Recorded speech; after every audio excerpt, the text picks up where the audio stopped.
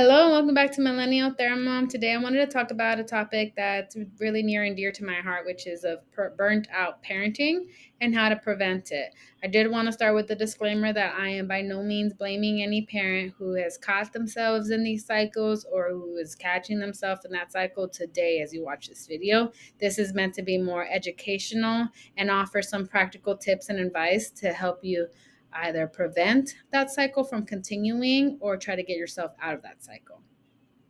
So, some of the signs of parental burnout could be difficulty sleeping, that's outside of the norm for that perinatal period in general, irritability, frustration, and short temper, symptoms of anxiety and depression, physical health issues like a lot of aches, pains, digestive issues, etc. An increase in addictive coping skills or behaviors, for example, an increase in smoking, drinking, Netflix binging, food binging, doom scrolling, whatever that looks like for you. Lack of motivation and energy, feeling emotionally detached from your children or others around you or disconnected, feeling trapped and wanting to escape. And last but not least, because this is like the number one warning flag, like warning, is overwhelming physical and mental exhaustion and fatigue. So these are just some of the symptoms. Again, they don't and parental burnout is not a medical diagnosis. It's an epidemic in the society, but it's not necessarily equal to anxiety or depression, but it can sometimes look like it. So that's why it's important to seek professional help if you do see yourself in a lot of these, and they can help either discover the roots of it or provide a diagnosis to help get you the support that you need. But just wanted to share some of the common signs that could be a part of someone's parental burnout experience.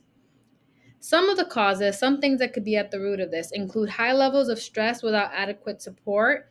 Speaking of support, systems that do not support or care for parents, for example, if there's inadequate maternity or paternity leave, not even paid, or if there's high child care costs, for example, when there's high level of responsibilities, maybe coupled with high unrealistic expectations for yourself. One example I like to think of is, let's say I expected myself to have a super shiny house with five meal prepped meals a day, um, have time to shower, meet all my needs, and then none of it is getting met, then I might start feeling a little bit bad about myself. Social media is a big contributor to this, so be careful just how much social media you consume because that could be adding to it. That's just an example.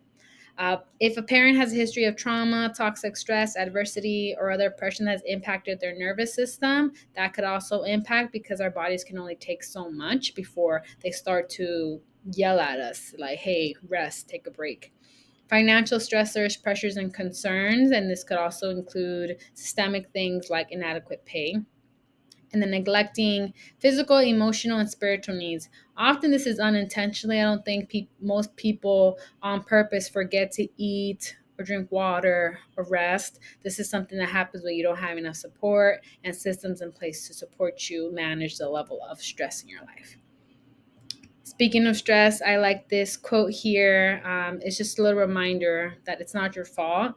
All parents do the very best that they can, but when current stressors outweigh their coping skills and resources available to deal with them, it is understandable to experience burnout and the emotional toll that it takes on mental health and well being. So if you catch yourself here or if you have caught yourself here, remember this: you're still a good parent.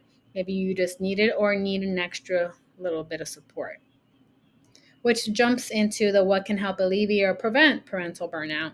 Some things that are within our control is trying to work on self-compassion. So maybe we can set more realistic expectations or have affirmations and things we tell ourselves when we are starting to feel the levels of stress get to us, saying, I am a good enough parent, and that's good enough, or this is only for a season.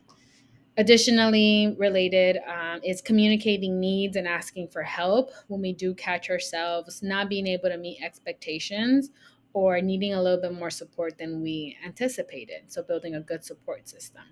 Self care, so really trying to meet and prioritize physical, emotional, and spiritual needs consistently. So, some examples could be movement, nutrition, hydration, rest or sleep, time in nature, time for self, space for joy and fun in your life.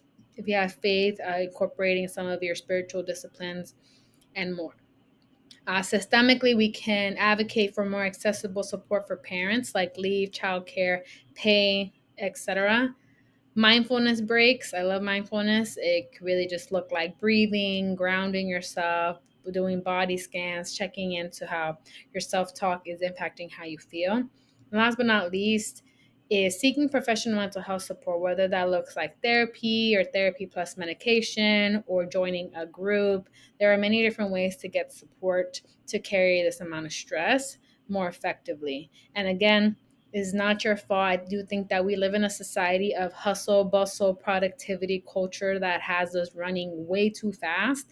And burnout is a way to of our body saying like that is too fast. This is not sustainable. So systemically and culturally, we are all, I feel like, facing this epidemic. And these are the kinds of things that can help put a pause on that and say, no, I am not going to let myself go into burnout just because society or culture expects me to. And your children will appreciate when you take care of yourself. Speaking of children, I did want to make sure to just share a little note for children of burnt out parents. As you kind of hear about this and hear this, you may notice that maybe your parent was burnt out while they were raising you. And this may mean that your emotional needs weren't met, and you may or may not still have certain wounds you're processing as a parent. That's okay. That is part of the process. I think awareness and acknowledgement is number one. And also knowing that you deserve more, and I hope you know that you can still be an amazing parent. Maybe your parent didn't have access to the tools, or they were passing down generational things that they didn't have the time to pause and consider for themselves. So I really just encourage you to embrace the journey of breaking the cycles of burnt out parenting. You got this. It really is just one baby step at a time. So whether that means you're going to start washing your face every morning before you tend to the kids, drinking water, eating, breathing more frequently, deep breathing, whatever that looks like. I just want to support you and let you know you got this. And yeah, I'm going to be creating or posting this on the Millennial Theramom Instagram page too, if you wanted to check out the slides there instead. I hope you all take care of yourself and remember, one baby step. Bye bye.